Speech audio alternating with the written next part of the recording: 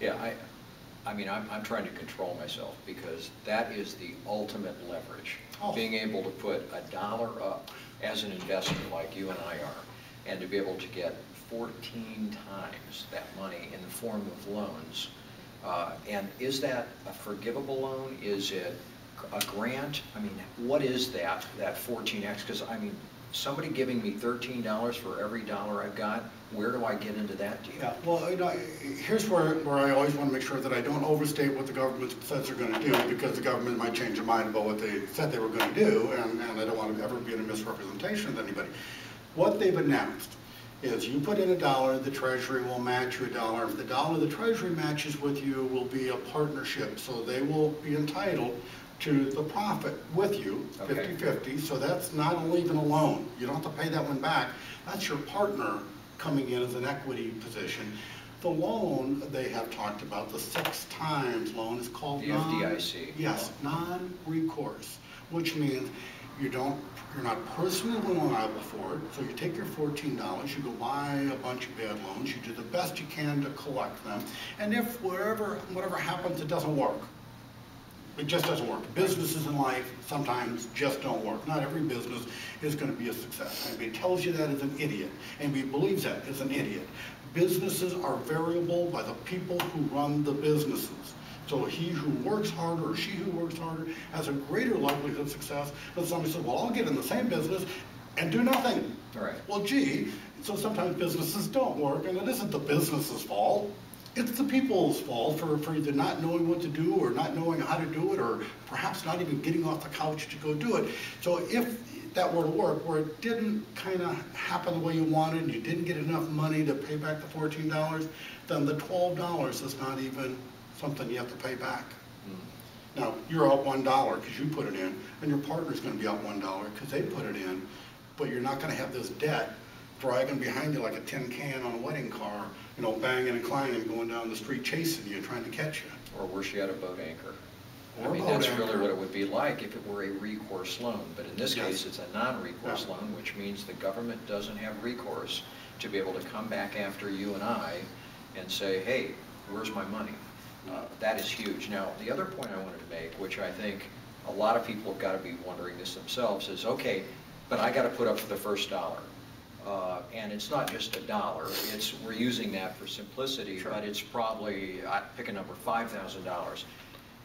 What if I don't have $5,000? What if I can't put up that first dollar?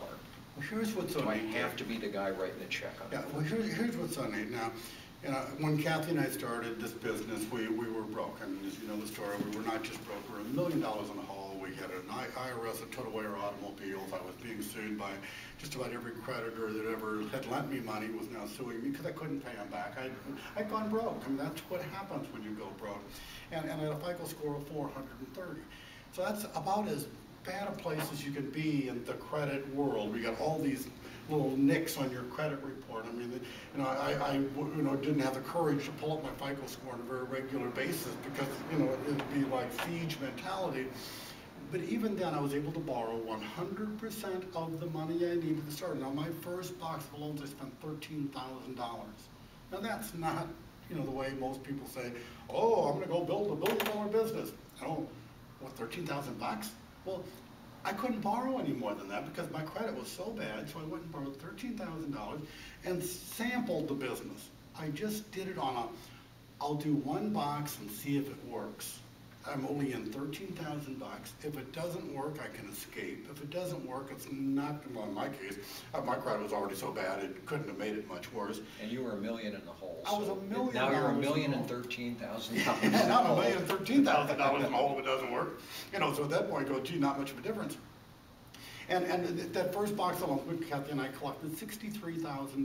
So we paid $13,000 and we collected $63,000. Now that doesn't sound like a lot, but it was a $50,000 profit for a guy who had never collected a loan in his life, didn't know anything about the collection industry, was absolutely broke, couldn't feed his babies, couldn't pay his bills. 50 grand was like manna from heaven. I mean, it was like a God-given gift saying, you know, here's your lifeline, buddy. You know, here's the rope, pull yourself up. I'm gonna give you a chance to get out of the hole you're in. And whether, you know, anybody wants to believe it came from God or somebody else, that's for them to pick and choose, but it happened.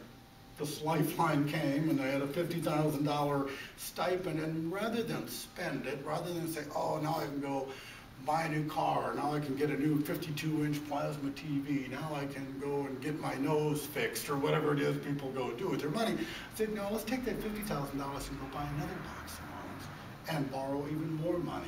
And every deal we did from that moment on, we borrowed 100% of the financing.